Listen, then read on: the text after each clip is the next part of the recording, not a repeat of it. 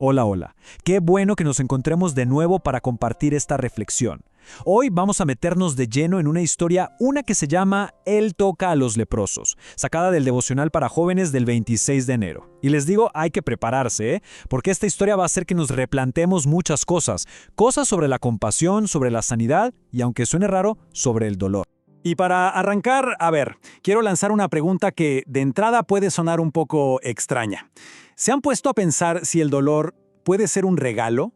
Miren, que normalmente lo vemos como el enemigo, ¿no? Como algo de lo que tenemos que escapar a toda costa. Pero, ¿y si estamos viendo las cosas al revés?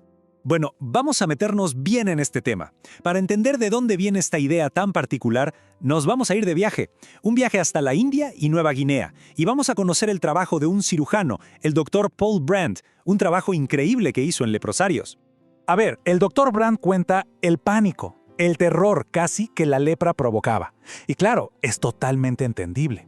Pensemos un segundo en las consecuencias físicas si no se trataba. Eran devastadoras. Hablamos de deformidades muy visibles, de la pérdida de dedos, de manos, de pies, un deterioro que, por supuesto, generaba un rechazo social tremendo, casi absoluto. Pero acá es donde la cosa se pone interesante. El doctor se dio cuenta de algo increíble con sus pacientes. Resulta que podían lastimarse feo, quemarse, cortarse profundo y ni se inmutaban. La razón, tan simple como aterradora. No sentían absolutamente nada. Cero dolor. Y esta observación, ¡pum!, llevó al Dr. Brandt a una conclusión que le dio vuelta a la cabeza, que cambió por completo su forma de ver la medicina. Se dio cuenta de que el dolor no es el verdadero problema. No, la verdadera catástrofe es la ausencia de dolor. Lo llamó un don, como un sistema de alarma que tenemos instalado, que nos grita, ¡ojo, cuidado, que algo no está bien! Sin esa alarma, el cuerpo se va destruyendo y ni nos enteramos. Bueno, ahora avancemos un poco. Veamos cómo esta realidad física, tan terrible, se convertía en un aislamiento social y espiritual todavía peor en los tiempos bíblicos. Porque la falta de dolor físico era, de alguna manera, solo la punta del iceberg de un sufrimiento muchísimo más profundo. Miren, que te diagnosticaran lepra en esa época era básicamente una sentencia de muerte social. No había vuelta atrás. Significaba que te arrancaban de tu casa, de tu familia, de tus amigos, de toda tu comunidad. Y por si fuera poco, en el contexto religioso de Israel, encima te declaraban inmundo, impuro, o sea, te desconectaban también de Dios. Entonces, acá está el punto clave. La gente creía que la enfermedad era un castigo que venía directo de Dios. Y claro, eso generaba una resignación total. ¿Para qué ibas a buscar una cura, no? Si era el mismo Dios el que te había condenado. Así que la mayoría simplemente aceptaba su destino. Se dejaban estar, hundidos en una desesperanza terrible. Pero, como suele pasar en las buenas historias, justo en medio de toda esa oscuridad, la Biblia nos cuenta de un hombre. Un hombre que se animó a desafiar todo eso, a desafiar su destino. Fue un acto de fe desesperada, que lo llevó a un encuentro que, de verdad, le iba a cambiar la vida para siempre. Tratemos de imaginar la escena, ¿sí? Un hombre que para todos era un marginado, un paria. Rompe todas las reglas, todas las barreras sociales, las religiosas, todo.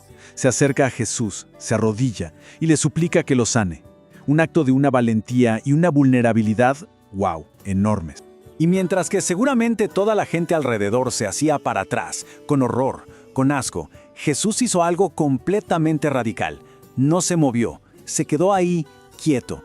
Y ese simple gesto, el de quedarse, el de no rechazarlo, eso en sí mismo ya era un milagro. Un milagro de aceptación en un mundo que solo sabía de exclusión.